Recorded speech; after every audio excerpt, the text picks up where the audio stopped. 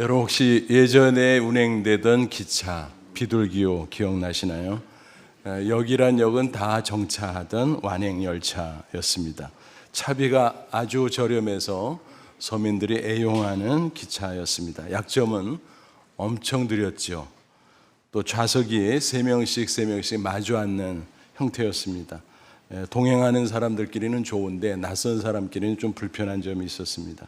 주일학교 다니는 한 꼬마가 긴 여행에 시장에서 집에서 싸온 삶은 달걀을 꺼내서 먹기 시작합니다. 먹기 전에 잠시 눈을 감고 기도하고 먹는데 그 모습을 반대편 좌석에서 있던 한 남자가 보았습니다. 심심하던 차에 잘됐다 싶어가지고 꼬마에게 짓궂은 질문을 던집니다. 너 교회 다니는구나. 하나님이 어디 있어? 한번 얘기해봐. 그러면 내가 사과 한 개 줄게. 그러자 꼬마가 남자를 빤히 쳐다보면서 이렇게 대꾸했다고 합니다. 아저씨, 하나님 없는 곳 알려주시면 제가 사과 한 상자 드릴게요. 남자는 아무 대답도 하지 못하고 얼굴이 빨개졌다는 것입니다. 여러분 무슨 얘기일까요? 많은 사람은 하나님이 눈에 안 보이니까 없어 라고 단정해버립니다. 잘못된 판단이죠.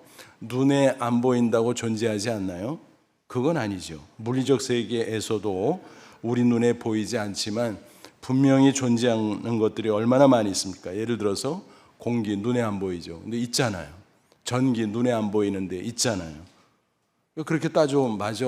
안 보여도 존재하는 게 있지. 더더욱 하나님은 물질이 아니라 영이시잖아요. 당연히 눈에 안 보이죠. 하지만 분명히 살아 역사하신다는 사실입니다. 그것도 어디에나 계십니다. 이런 특성을 가리켜서 무소부재 혹은 편재라고 말합니다. 비유해서 말하면 하나님은 보이지 않는 손길로 은밀하게 그리고 세밀하게 역사하십니다. 이런 것을 가리켜서 하나님의 섭리라고 부르죠. 일반 사람은 하나님의 손길을 볼 수 없죠. 하지만 믿음의 사람은 볼 수가 있습니다. 히브리서 11장 1절 보면 믿음이란 무엇인가? 그 정의를 설명하고 있어요. 믿음은 바라는 것들의 실상이요 보이지 않는 것들의 증거니. 믿음을 쉽게 설명한다고 해놨는데 여전히 좀 어렵죠. 그래서 더 쉽게 말하면 믿음이란 무엇인가? 보이지 않는 것을 보는 능력을 가리키는 것입니다. 딴 사람은 안 보인다는데 나는 볼 수 있는 것, 그게 믿음인 것입니다. 육안으로 안 보이는데 어떻게 봐? 라고 의아하게 생각할 수 있지만 사람에게는 두 종류의 눈이 있죠. 하나는 뭐예요? 육안. 보통 눈이라고 말하면 이것을 가리키죠. 근데 또 하나의 눈이 있어요. 영안. 영혼의 눈이 있다는 것입니다.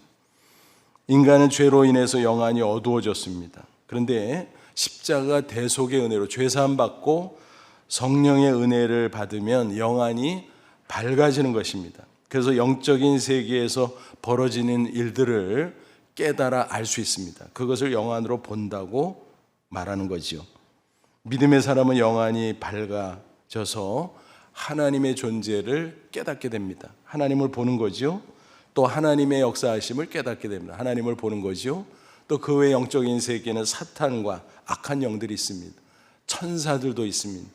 그것도 깨닫고 아는데 그게 바로 믿음으로 보는 것입니다. 그러니까 믿음의 사람에게는 하나님이 보이지 않아도 보이는 하나님이 된다라는 것입니다. 이해가 되시죠?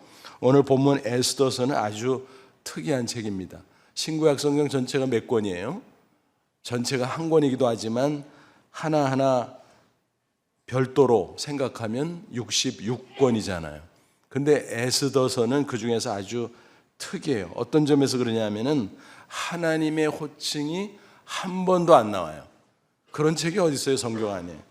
여호와, 하나님, 주, 주님 뭐 등등 하나님을 지칭하는 호칭이 한 번도 나오지 않는다라고 하는 사실입니다.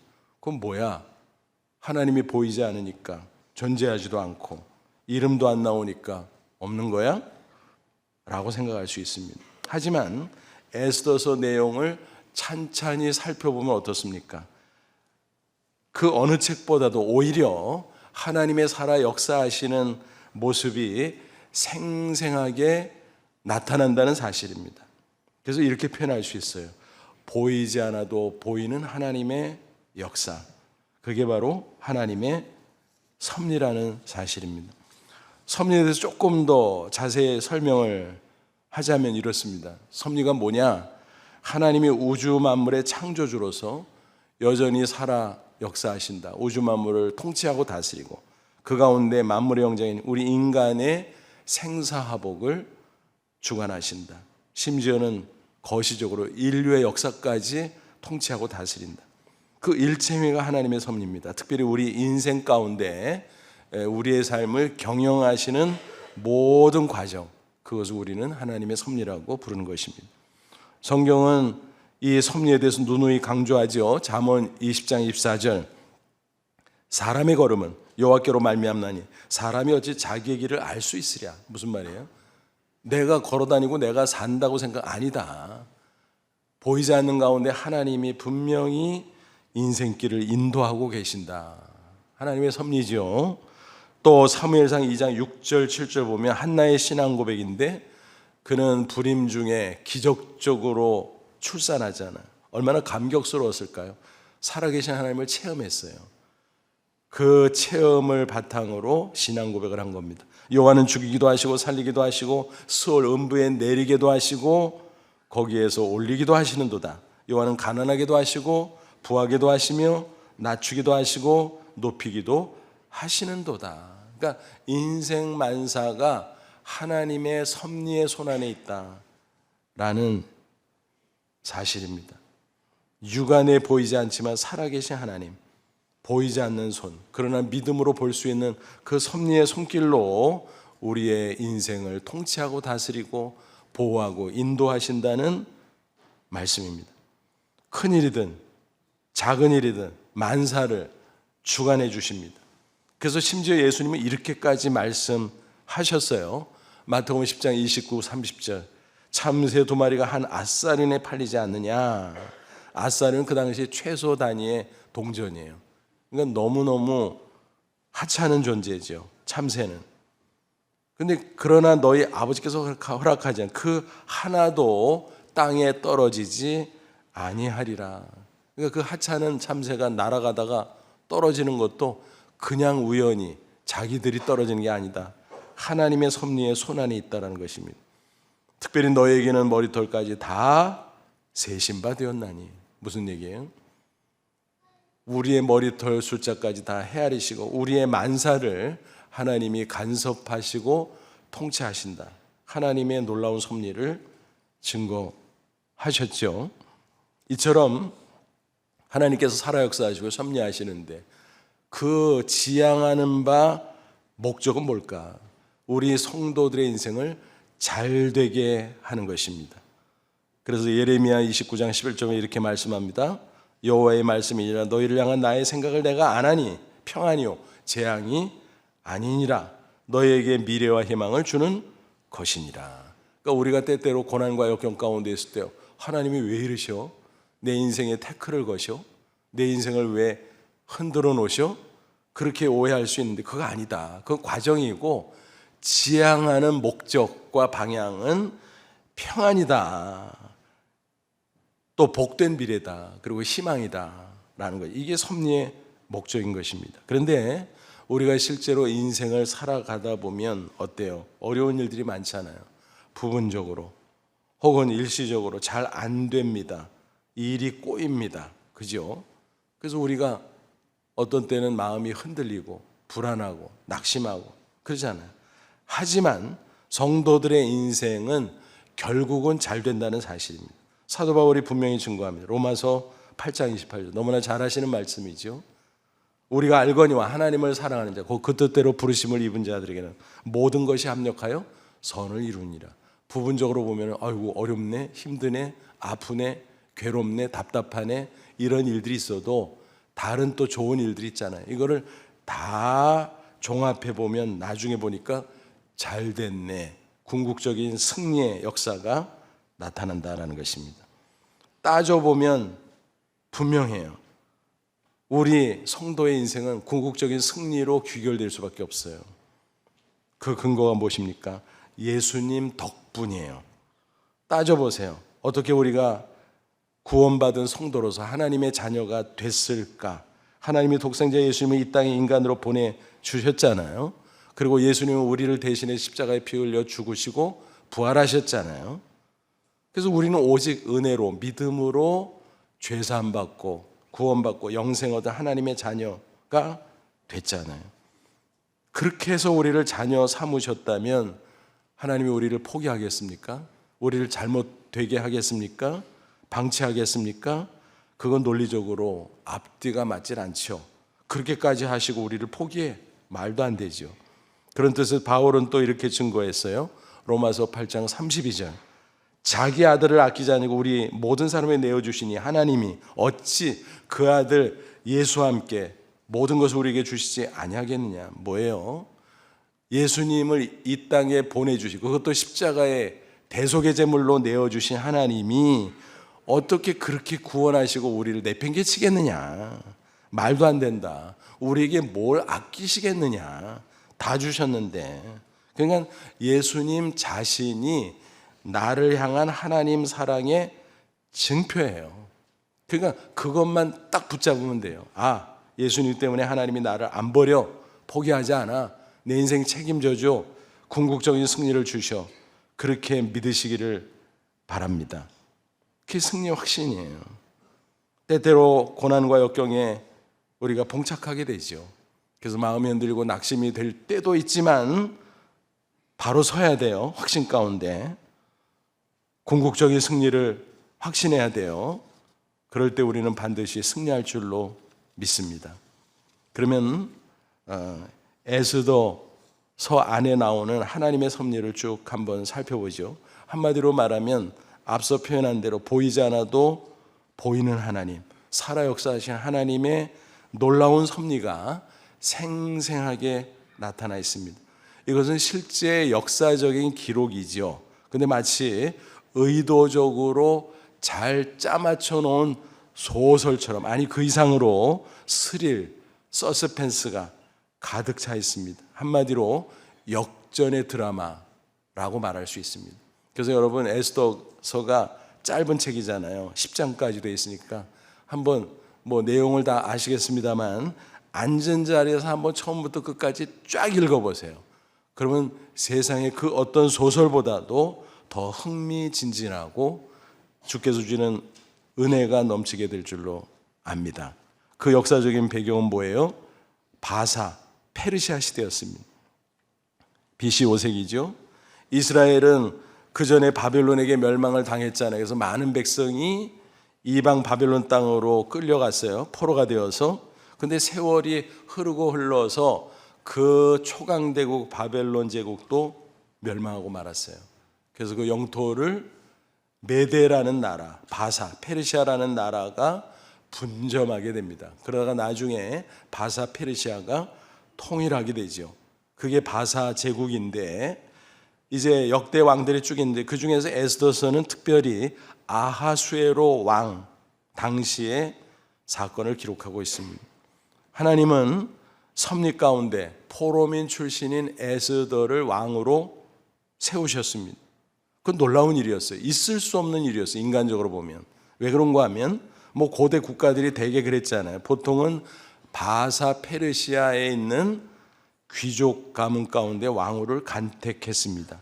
근데 희한한 일이 벌어지는 거예요. 앞선 왕후 와스디가 왕에게 미움을 받아서 갑자기 폐위가 됐어요. 왕이 빈정이 상했겠지요. 무슨 생각했을까요? 그 귀족 집안에서 고르고 골라서 간택했는데 그래도 별게 없구만, 뭐 그런 마음이었을 거예요. 측근 신하들도 맞습니다, 왕이요, 별거 없습니다. 차라리 전국적으로 각 지방, 뭐 민족도 다양해요, 제국이기 때문에. 그 가운데서 아주 잘난 여인들을 뽑아봅시다. 한번 똑똑하고 온순하고 모든 것이 좋은 그런 사람을 뽑아봅시다. 그래서 그 당시로서는 파격적인, 요즘은 흔하지만 공개 오디션 방식으로 왕후를 선발하게 됐습니다. 그래서 뭐 지방대회가 있었을 거고 뽑히고 뽑혀서 중앙대회에 여러 후보자들이 모였겠죠. 그 가운데 에스더가 들었고 놀랍게도 치장하는 시간과 필요한 물품들을 다 제공했는데 에스더는 뭐라 그래요? 됐어요. 자연미인이니까 됐다는 거예요. 근데 그 이상이 있지. 하나님의 은혜가 있잖아요. 그래서 기도하는 가운데 중앙대에 나섰는데 당당히 1등. 그래서 미스 페르시아가 된 겁니다. 그래서 왕후가 된 거예요. 놀라운 일이지요. 보이지 않는 하나님 살아 역사하셨습니다. 하나님의 놀라운 섭리였음을 우리는 분명히 알 수 있습니다. 그런데 그 후에 기막힌 일들이 전개됩니다. 하만이라는 자가 있었는데 왕 다음에 2인자예요. 근데 왕이 옥쇠, 그때는 반지 형태로 돼서 왕의 반지인데 왕의 반지를 완전히 맡겨놓고 네 맘대로 해, 이렇게 맡긴 실세 총리였어요. 절대 권력자지요. 근데 아주 교만하고 교활한 사람이었습니다. 어떤 일이 있었을까요? 궁궐을 드나드는데 뭐 사람들이 굽실굽실 대죠. 넙죽넙죽 엎드리 절하죠. 그런데 에스더의 사촌 오빠인 모르드게가 왕궁의 수위였는데 직급은 어땠는지 모르지만 절을 안 하는 거예요. 혼자서. 그러니까 드나들면서 눈에 거슬리고 괘씸하게 저 녀석은 뭐야? 그렇게 생각을 하다가 뒷조사 해봐. 뭐 나오나? 그랬더니 유대인이라는 거예요. 이야, 포로 주제 건방지구만 하고 타겟을 삼아서 언젠가 제거하자, 그 생각이 들었어요. 근데 자기 마음대로 못하니까 왕을 구워 삶았어요. 뇌물을 잔뜩 바치고 그러니까 왕이 위임해 주니까 자네 알아서 해. 뭐 하고 싶은 거 있으면 그냥 법령 알아서 제정해. 예, 유대인들이 포로인데 좀 좋지 않습니다, 질이. 그래서 그 모르드게라는 그 작자도 처형해야 될 거고 아주 이참에 그냥 유다인들을 다 학살하면 좋겠습니다. 그래? 자네 원하는 대로 해봐. 뭐 이렇게 된 거예요. 그래서 유다인 학살에 대한 악법이 통과돼서 발령이 됐습니다. 그래서 학살의 날짜까지 다 정했어요. 제깍제깍 시계가 이제 흐르고 점점 학살일이 다가오고 있습니다. 절체절명의 위기 상황이지요. 그런데 하나님의 놀라운 섭리가 나타납니다. 한마디로 역전의 드라마가 펼쳐져요. 기세등등에 따라 하만과 일족이 몰락합니다. 오히려 모르드게가 부상해요. 에스더는 더욱더 왕의 총애를 받게 됩니다. 유다인은 학살을 모면할 뿐만이 아니라 심지어는 본토인 바사 백성이 오히려 부러워하는 그런 정도의 놀라운 축복의 주인공이 됩니다. 놀랍죠? 하만이 몰락한다? 그 당시로는 상상할 수 없는 일이었습니다. 하지만 하나님이 하시니까 그렇게 됐어요. 하나님의 섭리였습니다. 하만이 어떻게 되어 나중에 모르드게들을 매달아 죽이려 했던 높은 장대가 있었어요. 그 높이가 50규빗, 1규빗은 이 팔꿈치부터 손끝까지 요 길이거든요. 그래서 한 45cm 되니까 50규빗이면 약 23m 길이라고 보시면 돼요. 굉장히 높지 않아요. 엄청 높죠. 거기에다가 사람들이 보라고 본보기로 삼아서 죽이려고 했던 것입니다. 얼마나 기가 막혀요. 그런데 하만이 그 장대에 달려서 죽어요. 역전도 이런 역전이 없죠. 그 후 모르드게가 부상하는데 어떻게까지 하만의 자리를 차지하게 돼요. 왕 다음에 2인자 총리, 그것도 왕의 반지를 넘겨받은 실세 총리가 됩니다. 옥새 같은 건데 그냥 법령 만들어서 그거 찍으면 그냥 법이 되는 거예요. 그러니까 절대 권력자가 된 거지요. 왕은 상징적 존재에 불과했어요.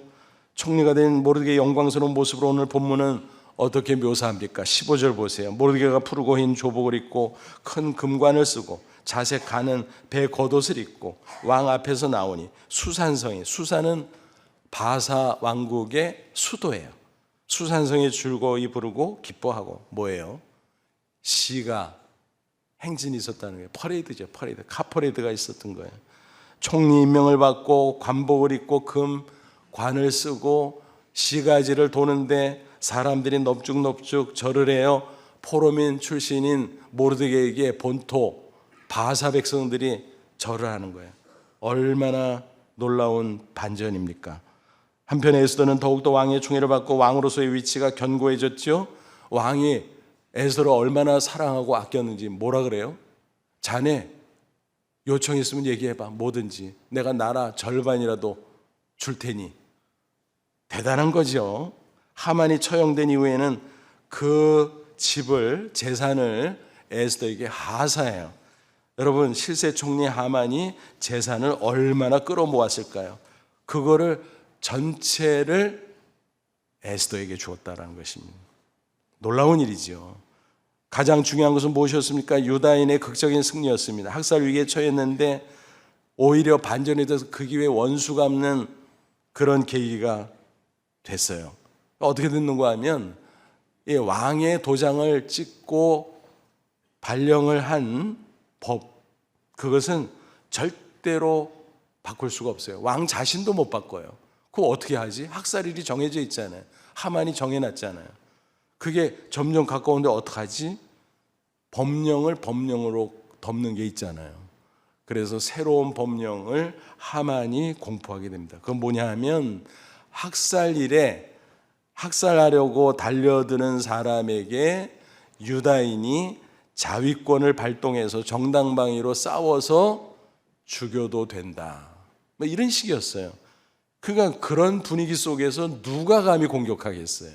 그래서 오히려 평소에 유대인들을 그렇게 못살게 굴고 학대했던 자들에게 원수를 갚는 계기가 됐다는 것입니다. 관료들, 공무원들이 누구 편이 되겠어요? 모르드게가 실세 총리인데 다 유대인 편이죠. 그래서 엄청난 승리의 반전이 일어나게 됩니다. 상황이 이렇게 돌아가다 보니까 본토 백성들이 어때요? 오히려 유다인을 부러워해요. 야, 저 사람들은 뭐야? 왜 저렇게 잘 돼? 왕후가 유다인이라며, 총리도 유다인이라며. 저 사람들 봐. 어떻게 저렇게 놀라운 일들이 벌어져? 하나님 믿으면 그렇게 되나? 이렇게 된 거예요. 그래서 본문 16, 17절 보니까 유다인에게 영광과 즐거움과 기쁨과 존귀함이 있느니라. 왕의 어명이 이르는 각 지방 각 읍에서 유다인들이 즐기고 기뻐하여 잔치를 베로 그날을 명절로 삼으니 본토 백성이, 바사 백성이 유다인을 두려워하여 유다인 되는 자가 많았더라. 이게 무슨 얘기일까요? 각 지방 성읍마다 또 마을마다 어때요? 유대인들의 잔치가 벌어져요. 그래서 국경일로 아예 선포를 해버려. 그래서 막 먹고 마시고 즐기고 또 다른 사람들과 이렇게 어울리고 그러니까 이 본토 바사 사람들이요 그걸 보고 부러워하는 거예요. 침을 질질 흘려. 와, 부럽다. 우리도 하나님 믿을까? 우리 하나님 믿으면 우리도 시켜줄 거야? 당연하지. 여러분, 구약 시대는 혈통 중심이 아니에요. 이스라엘 그러니까 혈통 중심인 줄 아는데 그건 오해고, 구약 성경을 잘 연구해 보면 신앙 중심이에요. 이방인이라도 언어가 다르고 얼굴이 달라도요 하나님을 믿겠습니다 신앙 고백하고 그 표시로 할례를 받으면 즉시 이스라엘 신앙 공동체의 멤버가 되는 것입니다. 그러니까 무슨 얘기예요? 유대인 되는 자가 많았다는 것은 나도 하나님 믿을래요, 그 표시로 할례 받을래요. 그래서 너도 나도 바사 사람들이 유대인 신앙 공동체의 멤버가 됐다라는 것입니다. 여러분, 얼마나 통쾌해요. 그리고 명절을 삼았다 그랬잖아요. 이 명절이 이틀이야, 이틀. 학살일 연이어서 다음 날, 그 다음 날 이틀. 그래서 아달월 유대인의 원력으로 14일, 15일 양일간. 여러분, 명절 양일간 주는 게 어디 있어요? 국경일 양일인 게 어디 있어요? 아주 특별하죠. 그 명절이 바로 부림절이에요. 이 부림 히브리어인데 부르라는 단어에서 나와요. 부르라는 히브리어 단어는 뭐냐면 제비 추천 그런 뜻이에요. 그래서 부르로 날짜를 정하는데 이 학살일 다음 14, 15의 양일을 정했다. 그래서 복수니까 제비 2개로 정했으니까 그 제비들, 추첨하는 제비들 복수잖아요. 그래서 부르라는 히브리어 단어는 그 복수할 때 영어는 s를 붙이잖아요. 그런데 히브리어는 뒤에다가 뭐를 붙이냐면 임이라는 말을 붙여요. 그러니까 부르임. 그러니까 합쳐서 읽으면 어떻게 돼요? 부림. 그래서 부림절입니다. 이틀 동안 갖는 명절. 그래서 그 부림절에 유대인들이 막 기뻐하고 즐거워하고 잔치를 벌이고 다른 사람들도 아유 우리도 시켜줘 하고 막 그런 어마어마한 일이 벌어졌어요. 승리의 놀라운 섭리지요. 그래서 지금도 이스라엘 백성들은 그때 그 역사적 대사건을 기념해서 불임절을 여전히 지키고 있습니다. 여러분 이런 이야기들을 쭉 읽어보니까 어때요? 흥미진진하다, 재밌다, 신기하다, 놀랍다, 그죠? 그런데 그 당시 상황으로 돌아가서 생각해 보면 그 결론이 나기 전까지 모르드게와 에스더 그리고 유다인들이 얼마나 힘들었을까? 그 감격도 컸겠죠. 두려웠을 것입니다. 또 염려도 됐을 것입니다. 초조했을 것입니다. 여러분 우리가 인생을 살아갈 때도 마찬가지 아닙니까? 살아계신 하나님의 역사를 우리는 믿습니다. 하나님의 섭리를 믿습니다.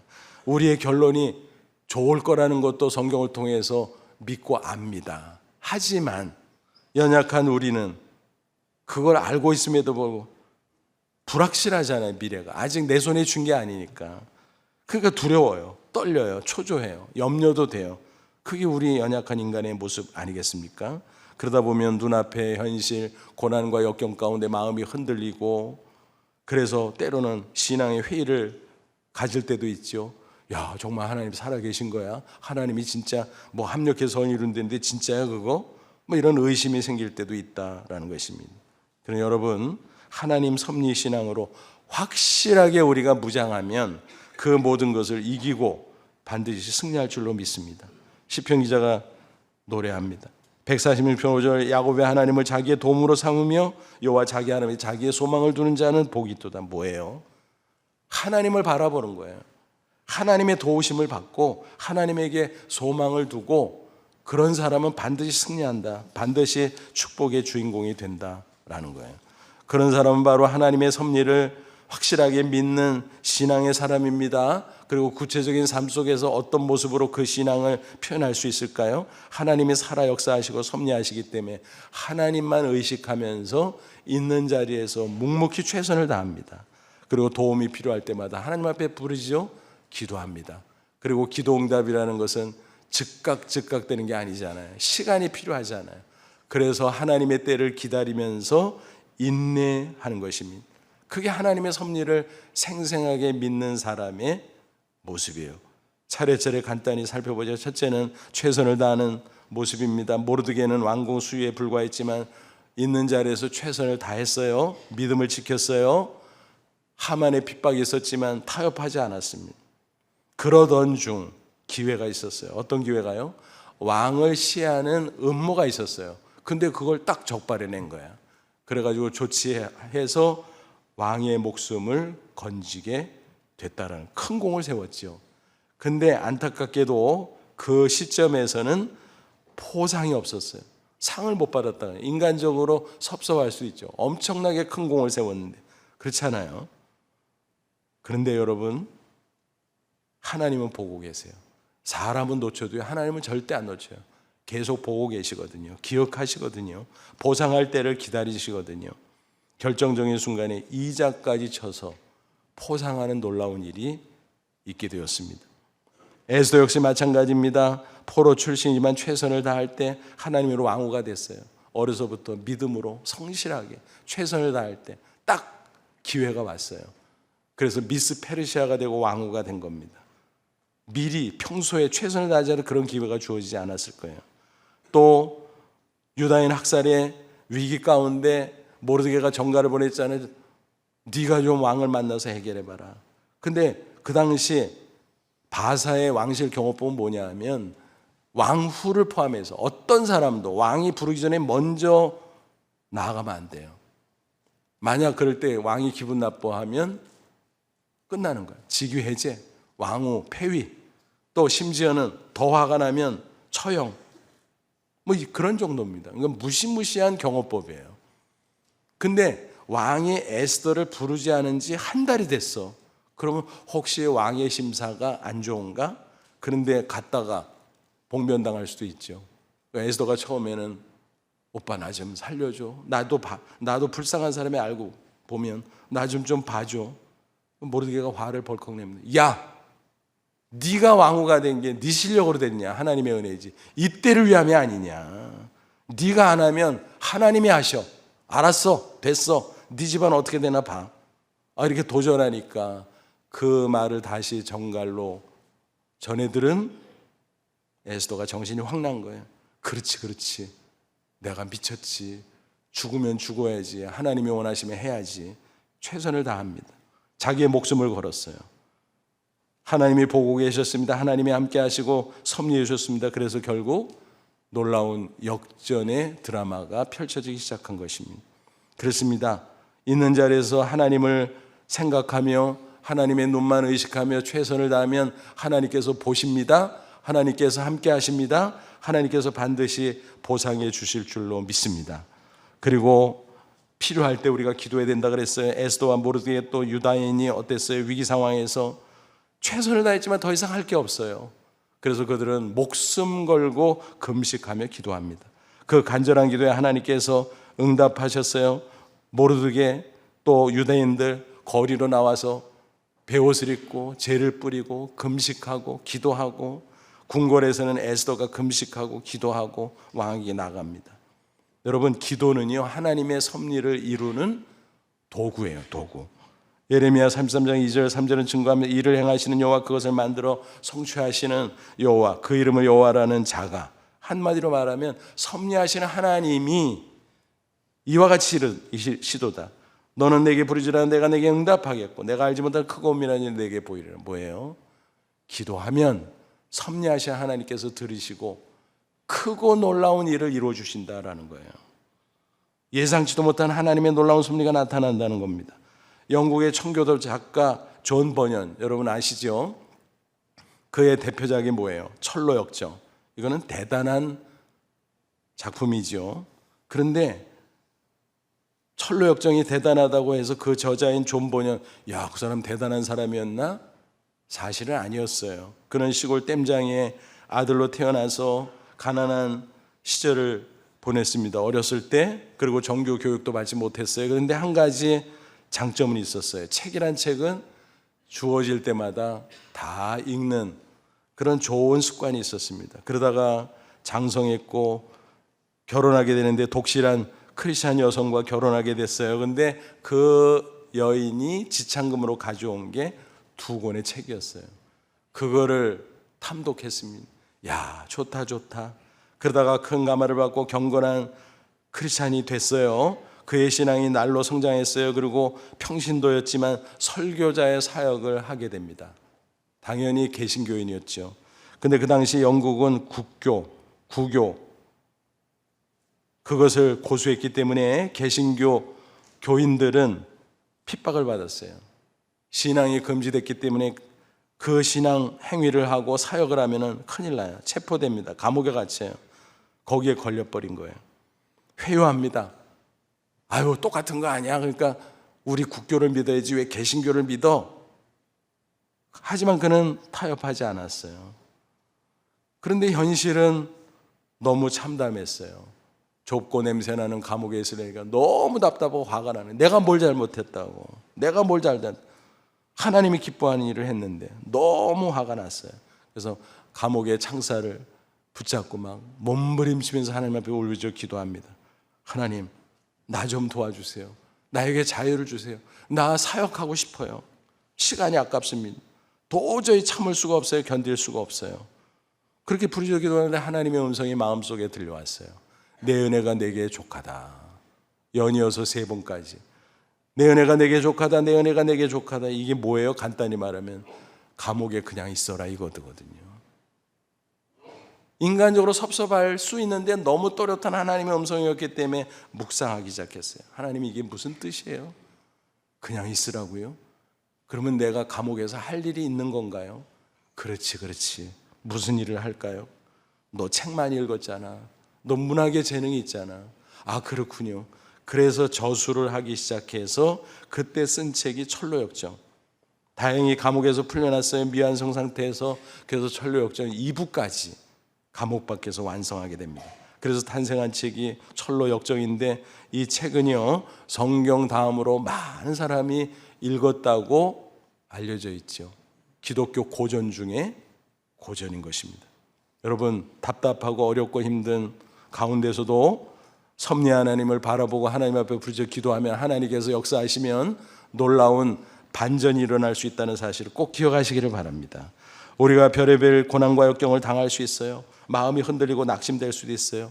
그러나 다시 서야지 절대로 포기하고 넘어지면 안 돼요. 기도하면 하나님께서 놀라운 섭리로 함께해 주실 줄로 믿습니다. 그래서 있는 자리에서 최선을 다하고 하나님 앞에 부르짖어 기도함으로 꼭 승리하시기를 바랍니다. 그런데요, 기도 응답이라는 게 어때요?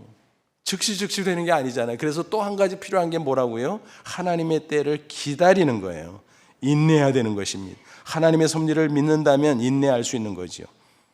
우리가 이미 이루어진 역사 기록이기 때문에 이 성경 에스더서를 쭉 보면서 야 재밌다, 야 잘 됐네, 그리고 지나갈 수 있지만 현실 속으로 돌아가면 어떻다 그랬어요? 그들이 얼마나 힘들었을까요? 두려웠을까요? 여러분, 그들이 승리한 것은 하루아침에 된 게 결코 아니었습니다. 상당한 시간이 흐른 후에 이루어진 것이었습니다. 그러면 그 과정 속에서 얼마나 괴롭고 힘들고 초조했을까? 학살의 날은 성큼성큼 다가오고 있는데, 그렇잖아요. 현실은 암담하고 죽을 지경이었을 것입니다. 하지만 그들은 포기하지 않았습니다. 기도하고 기다리고 인내했다는 사실입니다. 그런 가운데 때가 되매 하나님의 놀라운 역사하심이 나타났습니다. 그래서 유대인이 학살을 면하고 승리했습니다.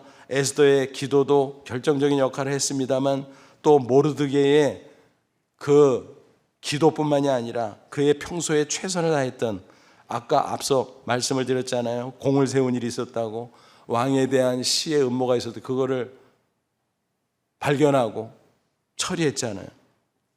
그래서 왕의 목숨을 구해줬잖아요. 근데 왕이 그걸 놓치고 상을 주지 않았는데 놀라운 일이 일어납니다. 에스더 6장 1절 보면 그날 밤에 왕이 잠이 오지 아니하므로 명령하여 역대일기 왕궁일기를 가져다가 자기 앞에서 읽히더니, 그래서 신하가 하나하나 읽어주는데 잠깐 다시 읽어봐라. 그런 일이 있었어. 맞아. 나를 시해하려는 나쁜 놈들이 있었지. 그때 내가 다행히 괜찮았지. 그때 누가 공을 세웠지? 그 다음 자세히 읽어봐라. 모르드게 임명한 거야. 모르드게? 그 사람이 어떤 사람이야? 쫙 조사해서 보고 나니까 유다인이라는. 유다인? 그래? 근데 하만이 유다인을 학살한다 그랬어? 뭐야 이게? 나중에 또 알고 보니까 에스더도 유다인이라는 거예요. 그래? 야, 유다인은 훌륭한데 그런 일이 계획됐다고? 그래서 반전이 일어난 겁니다. 그 훌륭한 족속을 학살하려고 해서 아니지.